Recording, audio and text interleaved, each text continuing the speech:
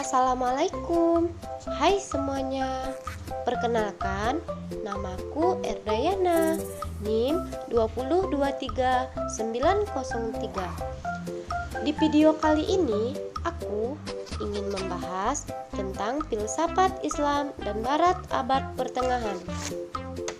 Sebelum nonton video ini, ada baiknya kalian like dan subscribe supaya video ini bermanfaat bagi kita semua. Mari kita bahas. Jadi, filsafat abad pertengahan lazim disebut filsafat skolatik. Kata tersebut berasal dari kata scholar yang memiliki arti ajaran atau sekolahan.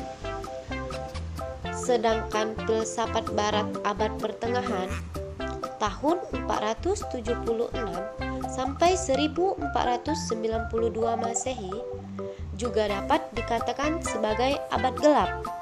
Berdasarkan pada pendekatan sejarah gereja, saat itu tindakan gereja sangat membelenggu kehidupan manusia. Manusia tidak lagi memiliki kebebasan untuk mengembangkan potensi yang terdapat dalam dirinya.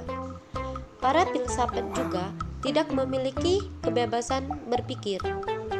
Selanjutnya, untuk mengetahui corak pemikiran filsafat abad pertengahan. Di sini ada beberapa karakteristik yang perlu dibagi menjadi 3, yaitu 1. Cara berfilsafatnya dipimpin oleh gereja. 2. Berfilsafat di dalam lingkungan ajaran Aristoteles. Ketiga, berfilsafat dengan pertolongan Augustinus.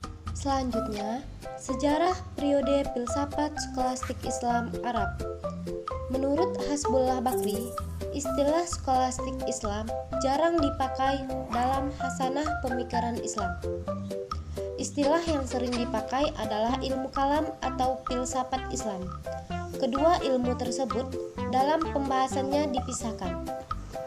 Dan ada beberapa periode skolastik Islam dapat dibagi dalam 5 masa, yaitu 1.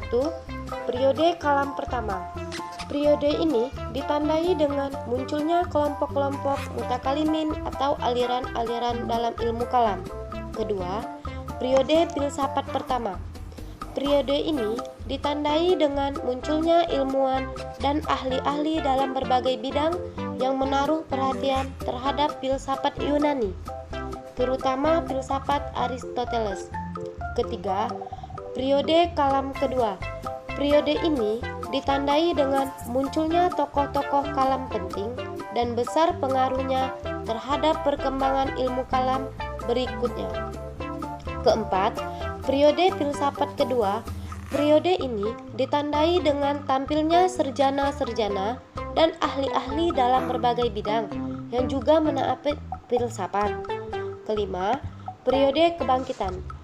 Periode ini dimulai dengan adanya kesadaran dan kebangkitan kembali dunia Islam setelah mengalami kemerosotan alam pikir sejak abad 9 sampai 12. Oleh karena itu, periode ini disebut sebagai Renaissance Islam. Baiklah, selanjutnya ada periode filsafat skolastik Kristen. Dalam sejarah perkembangannya, periode skolastik Kristen dapat dibagi menjadi 3 masa, yaitu 1. Masa skolastik awal, kedua, masa skolastik keemasan, ketiga, serta masa skolastik akhir. Yang terakhir yaitu skolastik Thomas Aquinas tahun 1225 sampai 1274.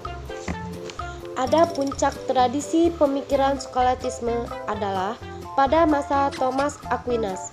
Thomas Aquinas adalah seseorang pendeta Dominikan Gereja Katolik. Karya filsafat terpenting adalah Multi Volume Summa Contra Gentiles, atau sebuah rangkuman melawan orang kafir. Sedangkan Summa Theologica atau rangkuman teologi menjadi karya teologinya yang disajikan secara sistematis yang dipersembahkan bagi orang-orang yang menjadi biarawan dan pendeta.